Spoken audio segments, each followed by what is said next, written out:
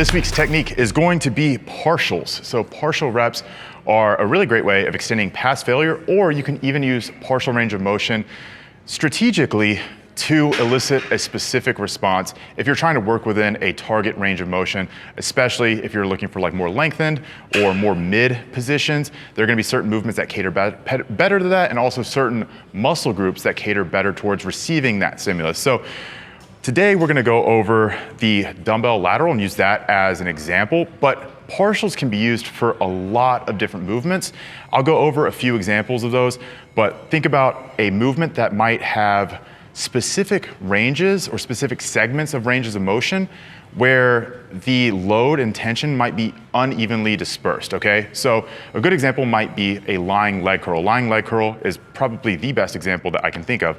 So the first part of the range of motion that you're going to lose if you start to hit failure is going to be the top of the range of motion, right? So if you start to struggle, you start to not be able to get that full flexion at the top, the natural inclination for something like a lying leg curl would be to just shorten the range of motion and not come up all the way.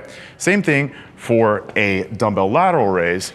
If I'm approaching failure, I'm coming up, getting a full range of motion, and then as I fatigue, let's say that my height on that lateral starts to decline here, right?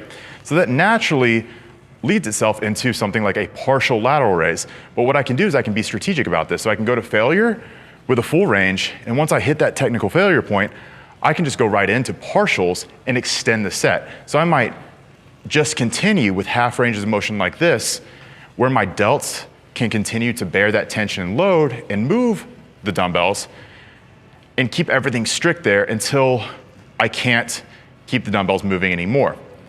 So this is a really great way of mechanically dropping the set and extending the set. So again, this can be done on tons of different movements, but there are also movements that this cannot or should not be done on. So one good example would be something like a barbell squat. So you could do partials or pulses out of the bottom, probably not very safe to do that with a load that's stimulating on a barbell squat. Also, you would not want to do partial ranges of motion on a barbell squat from the top, where you're just doing like 1/8 squats. Not super effective. So picking and choosing the movements that you perform partials on is going to be really, really crucial to the effectiveness of the technique.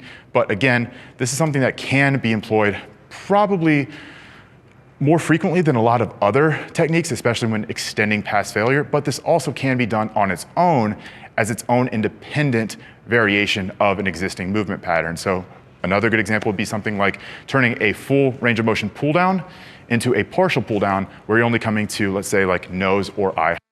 That's going to be targeting more of your upper back, rear delt, scapular muscles, versus the full range of motion pull down is going to be targeting a little bit more mid-lower trap, rhomboids, and even a little bit of lats. So it can actually change what the movement does just by changing the range of motion and going with a partial range strategically. So awesome technique, love adding these in. Do so strategically to add it at the end to go past failure or create your own variation with partials.